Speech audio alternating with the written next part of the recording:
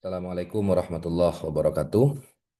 Bismillahirrahmanirrahim. Para mahasiswa sekalian, ini adalah pertemuan pertama kita, mata kuliah Metodologi Penelitian Ilmu Al-Quran dan Tafsir yang kita akan diskusikan dan kita akan mempelajari bersama selama satu semester ke depan untuk semester 5, baik itu 5A dan 5B. Perlu kami sampaikan untuk pertemuan pertama ini ada beberapa hal yang perlu kita sepakati. Yang pertama adalah tentang perangkat pembelajaran, yaitu ada RPS dan kontrak perkuliahan. Pertama adalah RPS, rencana pembelajaran semester, yang memuat tentang materi-materi, capaian pembelajaran dan capaian mata kuliah yang nantinya teman-teman akan mengetahui setelah mempelajari mata kuliah metodologi penelitian ilmu Al-Quran dan tafsir ini, luarannya apa dan bisa apa. Nanti kita akan lihat bersama RPS-nya seperti apa. Kemudian yang kedua adalah tentang kontrak perkuliahan. Kontrak perkuliahan ini kesepakatan antara mahasiswa dan dosen, yang dalam konteks ini adalah antara kalian, mahasiswa eh, mata kuliah ilmu metodologi penelitian ilmu Al-Quran dan Tafsir semester 5 dengan dosen pengampu yaitu saya sendiri. Nah, di kontrak perkuliahan ini kita akan sajikan apa saja yang menjadi tolok ukur kelulusan teman-teman sekalian.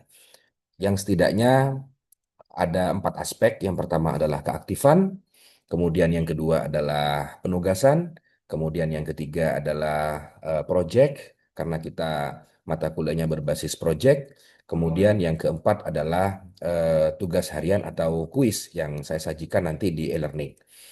Itu adik-adik, mari kita lihat RPS atau rencana pembelajaran semester kita yang akan kita pelajari selama 16 pertemuan ke depan.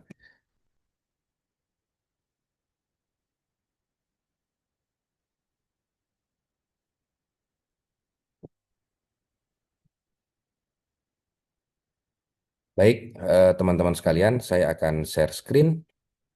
Nah, ini adik-adik sekalian yang akan kita pelajari sejak hari pertama sampai 16 pertemuan ke depan. Yang pertama adalah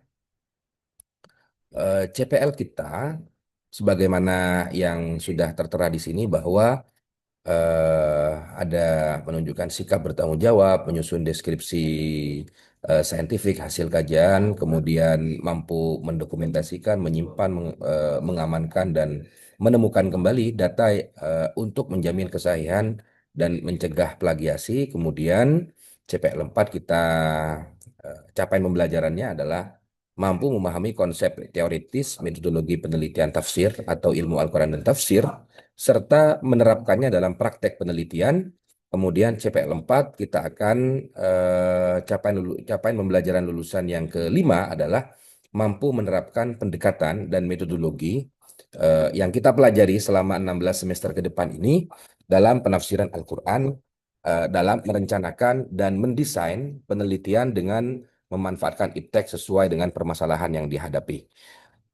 Sub CPMK yang eh, nanti teman-teman setelah menempuh mata kuliah ini akan mampu setidaknya menjelaskan pengertian ruang lingkup dan model-model penelitian tafsir, mampu merancang problem penelitian, merumuskan masalah dan rancangan penelitian tafsir, kemudian mampu memilih, menetapkan, dan menjelaskan teknik mengolah data sampel penelitian dengan sistematis, bermutu, dan terukur. Kemudian capaian pembelajaran yang keempat adalah mampu menyusun outline penelitian, ya, penelitian tafsir, model penelitian tokoh, model penelitian naskah, model penelitian terjemah, model penelitian tematik, model penelitian living Quran, dan model penelitian komparatif. Ini nanti kita akan susun bersama, kita akan telaah bersama penugasan-penugasan yang diberikan kepada mahasiswa, lalu dosen pengampu, yakni dalam hal ini adalah saya sendiri, akan memberikan masukan-masukan kepada teman-teman terkait dengan outline yang sudah disusun. Kemudian sub CPMK yang kelima adalah mampu menerapkan sistem sitasi, karena ini berkaitan dengan metodologi penelitian yang outputnya dari mata kuliah ini adalah penelitian atau desain penelitian atau proposal penelitian dan mini risetnya, yaitu kita menggunakan sistem aplikasi Mendeley atau Zotero, tergantung teman-teman lebih familiar yang mana sebagai sumber rujukan dalam penelitian tafsir. Jadi kita kalau mau mengutip, mau merujuk beberapa referensi yang ada di dalam jurnal, buku, ataupun manuskrip, maka sistem kutipannya adalah menggunakan aplikasi Mendeley atau Zotero. Kemudian sub CPMK yang keenam adalah mampu merancang penelitian tafsir dalam bentuk proposal penelitian tugas akhir dan mempresentasikannya dengan tanggung jawab. Artinya adalah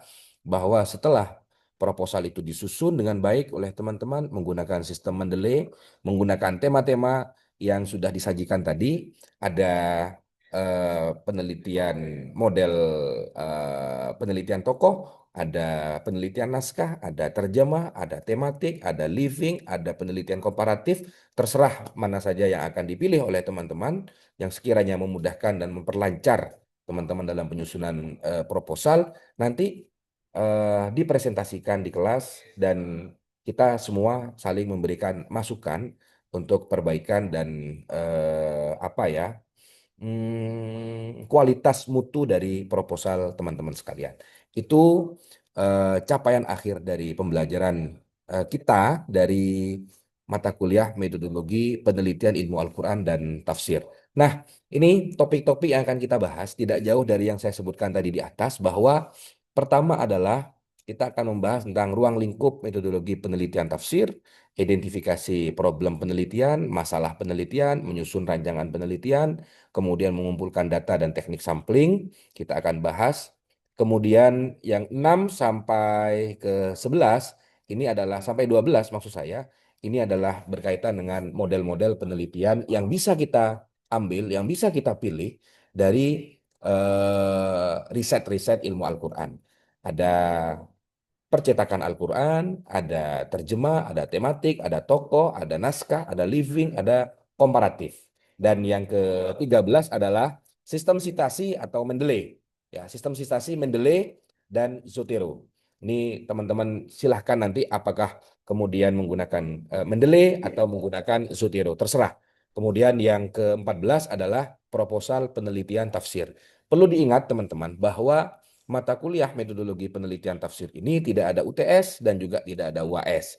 Lalu apa, Bapak Ibu, yang menjadi tolak ukur ujian atau kelulusan adik-adik sekalian? Yang menjadi tolak ukur adalah proyek. Oleh karena itu, di bagian terakhir sudah kita jelaskan bahwa hasil proyek itu menepati persentase yang sangat tinggi sekali. Kenapa? Karena namanya metodologi penelitian, maka hasil akhirnya adalah nanti berupa mini riset atau berupa proyek, yaitu proposal.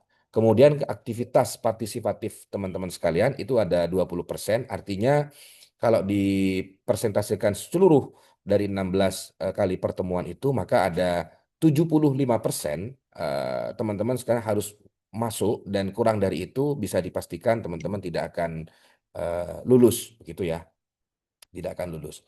Kemudian hasil proyek, sebagaimana yang kita singgung tadi, itu yang paling tinggi. Kemudian penugasan, ada kuis, kemudian ujian tengah semester itu 0, karena masuk pada hasil proyek, saya sebutkan tadi, jadi hasil proyeknya adalah paling tinggi, yaitu menempati posisi paling tinggi yang nanti kita akan distribusikan ke ujian tengah semester dan ujian akhir semester. Begitu adik-adik sekalian. Kemudian untuk selanjutnya perlu kita pahami bersama juga bahwa eh, dari semua yang saya jelaskan tadi tentang RPS dan bagaimana mekanisme pembelajaran kita ke depan selama 16 pertemuan ke depan, saya akan juga menjelaskan tentang kontrak perkuliahan yang perlu kita pahami bersama, perlu kita sepakati bersama karena ini berkaitan dengan apakah nanti kita sudah sesuai dengan kesepakatan antar dosen dan mahasiswa, apakah sudah memenuhi pertemuannya, apakah sudah memenuhi dengan standar minimum kelulusan teman-teman sekalian. Mari kita lihat bersama ini kontrak perkuliahannya, yaitu pertama sebagaimana yang kita lihat bersama dalam deskripsi dalam share screen, manfaat mata kuliah, deskripsi mata kuliah, kemudian capaian pembelajaran tadi sudah dijelaskan. Kita langsung saja kepada organisasi materi. Jadi kemampuan awal sebelum teman-teman menempuh mata kuliah, ya masih belum ada sama sekali pengetahuan tentang metodologi penelitian ilmu Al-Quran dan tafsir, maka pertemuan pertama di minggu pertama kita akan menjelaskan pengertian ruang lingkup metodologi penelitian tafsir, kemudian mengidentifikasi problem penelitian. Nanti kita akan bahas pertemuan mungkin satu SKS kita akan menjelaskan, kemudian dua SKS berikutnya teman-teman yang sudah harus aktif untuk menyajikan, memberikan feedback kepada kami ketika saat proses pembelajaran berlangsung. Kemudian merumuskan rancangan pembelajaran, merumuskan masalah dalam penelitian tafsir, hingga di minggu kelima kita merumuskan rancangan penelitian atau riset design. Kemudian minggu ke-6 dan ke-7 kita membahas tentang merumuskan teknik pengumpulan data dan merancang sampel penelitian. Di ujian tengah semester kita akan mengevaluasi seluruh pertemuan dari pertemuan 1 sampai pertemuan ke-7. Ya. Di minggu 11 sampai minggu 14 kita sudah menyusun outline karena asumsi kita adalah teman-teman sudah memahami dari sejak mengidentifikasi, merumuskan, kemudian merancang teknik pengumpulan data sehingga pengetahuan teman-teman sudah ada untuk menyusun tentang outline model penelitian dalam penelitian tafsir. Dan minggu ke-15 kita sudah menerapkan penggunaan sistem citasi Mendeley dan Zotero, dan pertemuan ke-16 maksud saya kita sudah akan menyusun proposal penelitian dan diseminasikan atau dipresentasikan di hadapan kita bersama. Itu teman-teman organisasi dari materi yang akan kita pelajari selama 16 pertemuan ke depan. Kemudian beberapa kontrak yaitu adalah eh,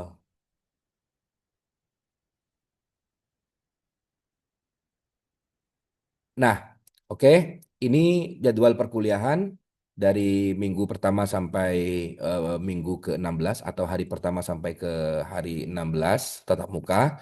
Kemudian aturan-aturan yang perlu kita sepakati adalah bahwa teman-teman masuk perkuliahan saya toleransi keterlambatan 5 menit dari jadwal yang sudah kita tetapkan bersama.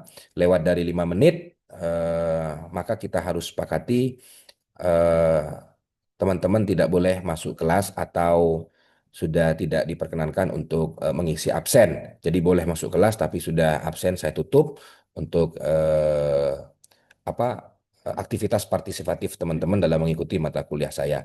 Kemudian yang kedua, yang perlu kita sepakati adalah bahwa jumlah keaktifan teman-teman, partisipasi teman-teman dalam mengikuti mata kuliah saya ini tidak kurang dari 75%. Jadi 75% itu adalah angka paling minimum. Di bawah itu sudah tidak bisa. Artinya kalau 16 pertemuan, maka teman-teman tidak tidak boleh tidak masuk 3 kali. Jadi 3 kali masih ditoleransi, lebih dari 3 kali atau 4 kali, teman-teman sudah tidak diperkenankan untuk mengikuti atau menyetorkan proyek yang nanti berkonsekuensi kepada kelulusan mata kuliah saya di mata kuliah metodologi penelitian ilmu Al-Quran dan tafsir ini. Saya kira itu teman-teman. Saya sebentar lagi akan mengirimkan video lanjutan maksud saya berkaitan dengan apa namanya pengetahuan awal atau pengetahuan dasar tentang metodologi penelitian ilmu Al-Quran dan tafsir. apa itu metodologi, kemudian ruang lingkup metodologi penelitian tafsir apa saja, kemudian kajian-kajian yang akan kita bahas ke depan itu seputar apa saja. Saya kira itu teman-teman sekalian, untuk pertemuan pertama silahkan ini nanti bisa diakses di e-learning, baik itu RPS ataupun kontrak perkuliahan, dan dipelajari bersama, betul-betul dipersiapkan saat mengikuti mata kuliah saya di metodologi penelitian ilmu Al-Quran dan tafsir. Itu kalau ada pertanyaan silahkan ditanyakan di kolom komentar atau di e-learning. Nanti kita akan ketemu secara offline di minggu kedua. Saya kira itu. Wallahul muwaffiq ila aqwamit thoriq. Assalamualaikum warahmatullahi wabarakatuh.